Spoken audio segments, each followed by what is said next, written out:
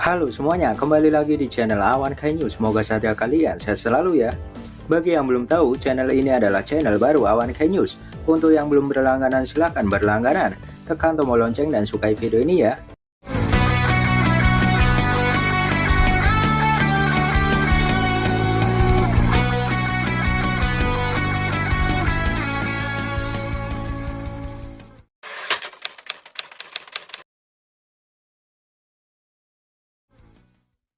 Kami akan ingatkan lagi bahwa Boruto akan libur tayang pada awal Januari 2022, yaitu akan libur pada 2 Januari 2022, dan akan tayang pada seminggu setelahnya, yaitu Minggu 9 Januari 2022. Boruto episode 231 berjudul Pedang Berkarat, rilis 9 Januari 2022. Menurut bocoran sebelumnya, di sini menceritakan bagaimana Tsubaki, Wasabi, dan Hamida ditugaskan dalam sebuah misi. Mereka menyelidiki jejak perampokan yang terjadi. Namun Tsubaki menemukan jejak pelaku. Tidak lain, diyakini pelakunya adalah senior dari Tsubaki. Dia pernah menjalani pelatihan dengan guru yang sama. Mungkin itu yang dimaksud adalah Mifune. Disinilah tampak Tsubaki menjadi gemetar atas hal itu. Akankah itu benar seniornya? Dan apakah jika benar, Tsubaki akan bisa mengalahkan seniornya itu? Perkembangan karakter Tsubaki tentu menarik untuk disaksikan. Sekarang Wasabi telah menjadi kapten tim. Tentu saja Tsubaki yang sekarang akan bisa menerima Wasabi. Namun Wasabi dan Hamida mungkin dalam bahaya, karena musuh mereka adalah senior Tsubaki. Tentu saja jika memang seniornya adalah murid dari Mifune, kemungkinan seniornya juga menguasai beberapa teknik dari gurunya. Mungkin kalian lupa apa saja kemampuan dari Mifune. Kami akan bagikan kemampuan dari Mifune, dilansir dari duniagames.co.id. 1. Ahli aliran Laido. Para samurai dari negeri besi punya satu teknik khas, yaitu Laido. Teknik ini mengharuskan para samurai menebas menggunakan katana dengan sangat cepat. Dalam beberapa game atau anime, mungkin kalian pernah melihat samurai menggunakan teknik semacam ini. Gerakan menebasnya pun dimulai dari katana yang masih dalam sarung. Pedang lalu diayunkan dengan cepat untuk menebas dan dikembalikan lagi ke sarungnya. Mifune juga dikenal sebagai ahlinya gaya bertarung ini. 2. Kekuatan fisik. Walaupun terlihat biasa saja, namun kekuatan fisik Mifune itu ada di atas rata-rata. Para samurai selalu melatih fisik mereka untuk bertarung. Karena bukan seperti ninja yang menggunakan ninjutsu, para samurai menggunakan tubuh mereka dan katana sebagai senjata utama. Dalam game Naruto Ultimate Ninja Storm 4, Mifune juga diperlihatkan bisa mengangkat tanah dengan hentakan kakinya atau ayunan pedangnya, yaitu sudah menunjukkan besarnya kekuatan fisik yang ia miliki. 3. Pedang Cakra. Para samurai di anime Naruto bukannya tidak bisa menggunakan cakra, mereka hanya menggunakannya dengan cara yang berbeda. Cakra digunakan samurai di pedang sebagai gaya bertarung tingkat atas. Dengan pedang yang dialiri cakra, mereka bisa menggunakan untuk serangan jarak jauh. Tentu saja termasuk Mifune yang ahli mengendalikan cakra ke pedangnya. 4. Kenjutsu yang cepat. Berkaitan dengan poin pertama, karena ahli dari Laido, kemampuan kenjutsu atau gaya bertarung berpedang Mifune sangat cepat. Mifune memang terkenal karena pertarungan cepatnya ini. Bahkan Hanzo mengatakan kalau Mifune adalah musuh alami para ninja. Bagi mereka akan sulit untuk menghentikan segel tangan, karena Mifune bisa menebas mereka sebelum segel tangan selesai. 5. Kebal racun. Pernah hampir mati karena racun milik Hanzo. Sekarang justru Mifune bisa kebal dengan racun tersebut. Hanzo punya racun salamander yang sangat kuat. Bahkan dirinya sendiri bisa keracunan karena hal ini. Bisa kebal racun Hanzo adalah salah satu kelebihan terbesar yang dimiliki samurai seperti Mifune. Ini karena racun Hanzo yang sangat kuat. Bahkan Kankuro yang seharusnya sudah kebal racun masih bisa terkena racun ini. 5. Kemampuan tersebut telah dilansir dari duniagames.co.id. Tentu bisa saja ada kekurangan atau satu yang terlewatkan. Kalian bisa tambahkan di kolom komentar. Dari kelima, kemampuan Mifune. Tentu saja kita sedikit lebih tahu mengenai kemampuan guru Tsubaki ini. Kemungkinan kemampuan seniornya tak lepas dari kemampuan Mifune itu. Dan bahkan jika Tsubaki dan seniornya telah mengasah kemampuan mereka, Bisa jadi mereka telah mengembangkan kemampuan baru nantinya. Jelasnya banyak fans yang ingin menyaksikan kembali monster kucing yang pernah muncul di ujian Chunin. Jika mungkin sekali lagi Wasabi akan menggunakan kemampuannya itu, atau Wasabi masih belum menguasai kekuatan besar itu. Tentu mungkin Wasabi juga perlu berlatih untuk menggunakan gulungan tersebut. Namun kita juga berharap semoga Mifune akan muncul pada episode 231 ini, mengingat tentu guru akan bertanggung jawab pada muridnya. Akan lebih baik jika Mifune turun tangan untuk menangkap muridnya itu sendiri. Lalu bagaimana menurut kalian? Apakah Tsubaki yang akan menyelesaikan ini atau Mifune akan turun tangan? Tinggalkan di kolom komentar.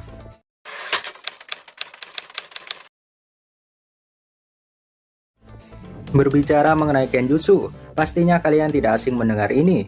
Untuk pengertian Kenjutsu secara umum di dunia nyata, terutama di negara Jepang, Kenjutsu atau seni pedang adalah istilah umum untuk semua sekolah pedang di Jepang. Sekitar 500 sekolah pedang di Jepang. Sebagai lawan Kendo, yang berarti jalan pedang, Kenjutsu melatih pedang atau Kenshi dalam penggunaan teknik pedang yang sebenarnya untuk pertempuran, bukan sebagai disiplin meditasi.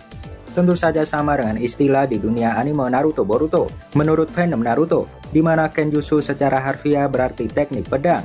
Ini berkaitan dengan teknik yang memerlukan penggunaan pedang, baik itu oleh shinobi atau samurai. Kenjutsu dapat digunakan dalam kombinasi dengan taijutsu, ninjutsu, dan fuinjutsu, atau cakra mengalir dan bahkan genjutsu untuk membuat teknik yang lebih dahsyat.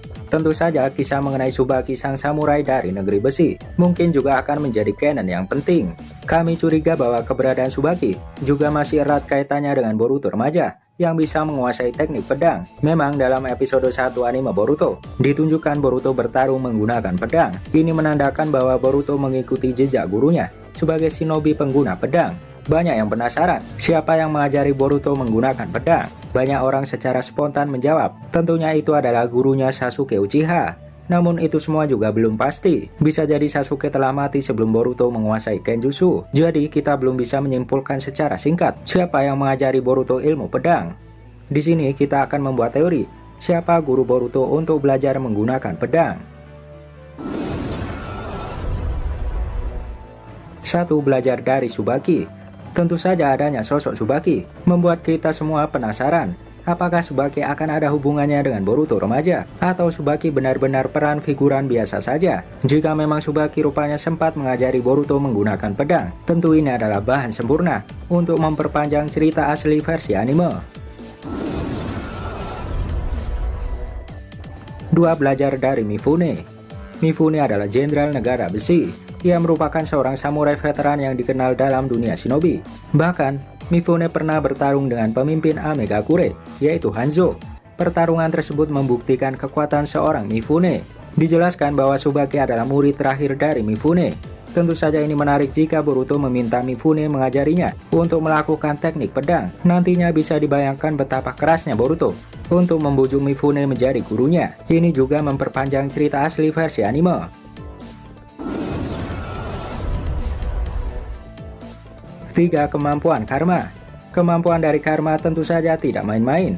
Kode menjelaskan bahwa intisari karma adalah pengalaman bertarung Otsutsuki selama mereka hidup.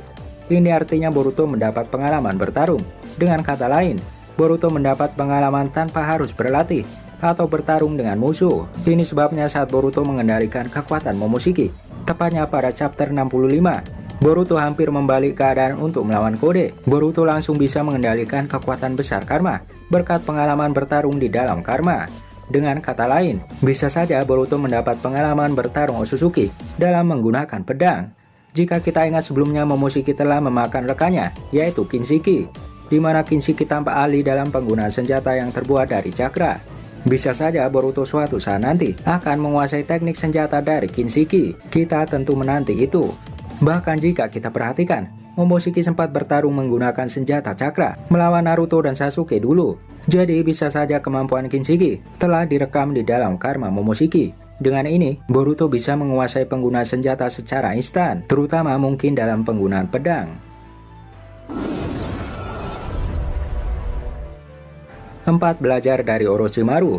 Orochimaru masih hidup di serial Boruto. Ia memiliki pedang Kusanagi yang bisa memotong apapun. Pedang ini sangat unik, bisa memanjang dan bisa dikendalikan dengan menggunakan telepati. Kemampuan fisik Orochimaru yang juga bisa memanjang dikombinasikan dengan Kusanagi dan menjadikan dirinya sebagai salah satu pengguna pedang yang sangat mematikan. Atas hal ini, jika mungkin Sasuke suatu saat mati, tentu Orochimaru adalah kandidat utama untuk guru berpedang Boruto. Jika Boruto belajar dari Orochimaru, tentu saja mungkin Boruto juga akan berkembang lebih baik dalam ilmu berpedang. Mungkin Mitsuki akan menemani Boruto saat berlatih nantinya. Menarik untuk ditunggu kebenarannya. 5. Belajar dari Uchiha Sasuke. Sasuke juga sangat hebat dalam penggunaan pedang. Sasuke dapat mengkombinasikan kemampuan matanya dengan seni berpedang. Namun perlu diingat, banyak teori yang mengatakan mengenai kematian Sasuke. Ini mungkin akan menjadi pemicu bangkitnya Mangekyo Sharingan Sarada, atau bahkan mungkin Sarada akan mendapat transplantasi mata dari Sasuke. Tapi tentu itu belum dikonfirmasi secara resmi. Bisa mungkin nantinya Sasuke ternyata masih hidup. Atau mungkin Sasuke mengajarkan Kenjutsu pada Boruto sebelum kematiannya. Tentu saja 5 poin di atas merupakan alternatif untuk guru Boruto menguasai ilmu pedang. Lalu siapa menurut kalian yang akan menjadi guru Boruto? Atau mungkin ada orang lain? Silakan tinggalkan di kolom komentar.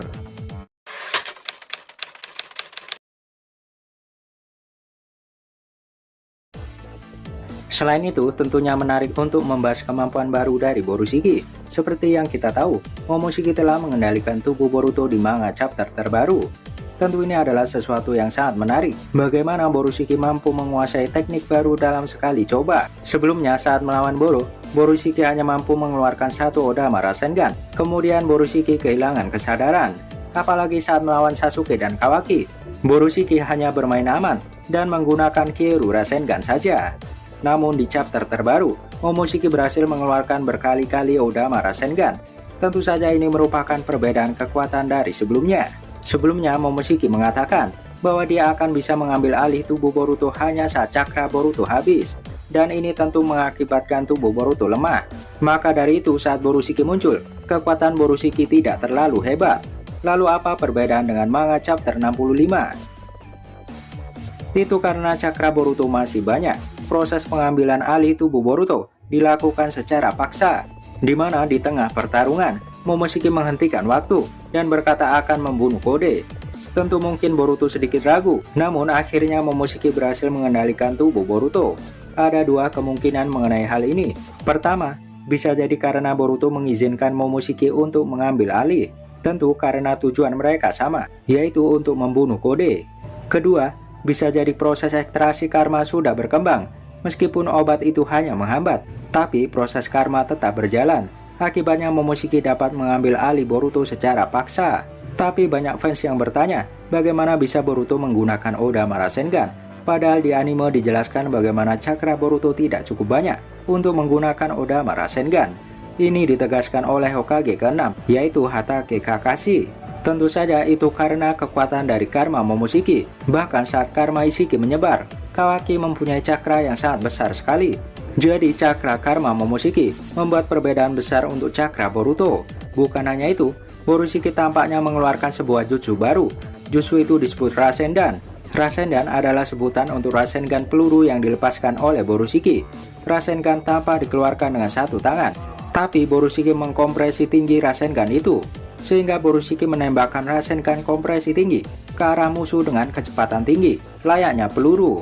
Tentu jika di manga Rasengan kompresi tinggi tidak dijelaskan, namun di versi anime, kita semua tahu bahwa Boruto menguasai Rasengan kompresi tinggi. Tentu saja Kakashi melarang menggunakan Rasengan kompresi tinggi ini, mengingat Rasengan ini juga bisa melukai tangan Boruto.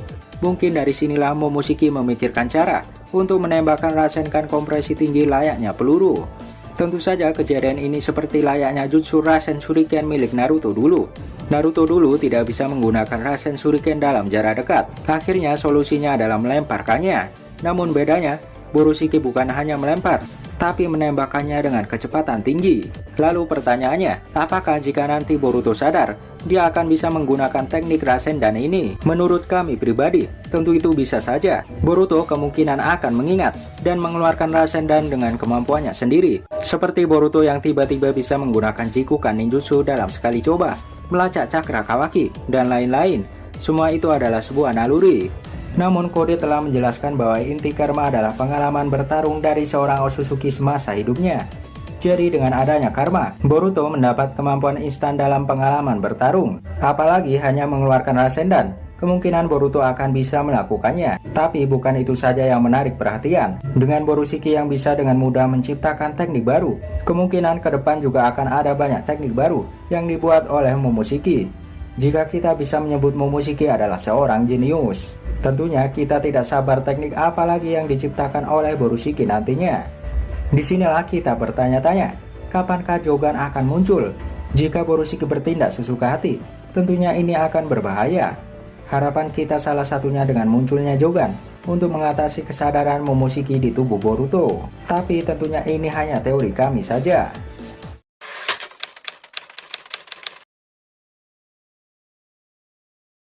Setelah membaca manga chapter 65, tentu saja menarik untuk membuat prediksi manga chapter 66, di mana banyak kejadian yang sangat menarik. Dan tentunya kita akan berusaha membuat prediksi mengenai kejadian di bulan depan. Manga Boruto chapter 66 akan rilis pada 20 Januari 2022 untuk bahasa Inggris. Dan inilah beberapa prediksinya. 1. Shikamaru dalam bahaya. Jika kita perhatikan bagaimana di chapter 65, Shikamaru tampak disandra oleh Kode. Dan tentunya sampai akhir, Shikamaru masih disandra oleh Kode. Tentu saja ini adalah sesuatu yang berbahaya. Meskipun Shikamaru bukan target balas dendam Kode, Kode tidak akan segan untuk membunuh Shikamaru. Apalagi posisi Shikamaru yang sangat penting dan merupakan penasehat Hokage. Dengan membunuh Shikamaru, tentu saja Konoha juga akan lumayan kacau, mengingat peran besar dari Shikamaru selama ini. Bahkan kita sudah membahas sebelumnya bahwa akun Twitter Hidden Left telah berteori mengenai kematian dari Shikamaru ini. Secara singkat, teori itu mengatakan mungkin semua ini masih dalam rencana dari Amado, di mana Amado akan menyingkirkan ahli strategi nomor 1 Konoha. Apalagi cover manga sebelumnya adalah Shikamaru sendirian. Semakin mencurigakan apakah Shikamaru akan selamat atau tidak. Faktanya, Shikamaru berkata pada Naruto pada chapter terbaru bahwa jangan pedulikan dirinya dan tetaplah menyerang. Jadi jika sesuatu paling tidak enak, di mana Shikamaru mungkin akan membunuh dirinya sendiri untuk tidak menghalangi Naruto dan lainnya. Tapi kemungkinan lain, di mana kekuatan baru Kawaki mungkin bisa menyelamatkan Shikamaru dari tangan Kode. Tentu saja kekuatan Karma Isshiki bukan kekuatan yang remeh. Apalagi soal kecepatan, kemungkinan Kawaki akan bisa menyelamatkan Shikamaru. Paling penting, bisa saja Kawaki berteleportasi dengan Jikukan Ninjutsu untuk menyelamatkan mereka. 2. Borushiki versus Kawaki. Tentu saja Borushiki versus Kawaki tidak bisa dihindari lagi. Meskipun demikian, ada perbedaan mencolok di antara Borushiki dan Kawaki. Seperti yang kita tahu, dia memang bertambah kuat sekali, namun jauh lebih kuat saat Momoshiki mengambil alih tubuh Boruto. Kode mengaku bahwa Momoshiki membuat perbedaan besar saat dia mengendalikan tubuh Boruto.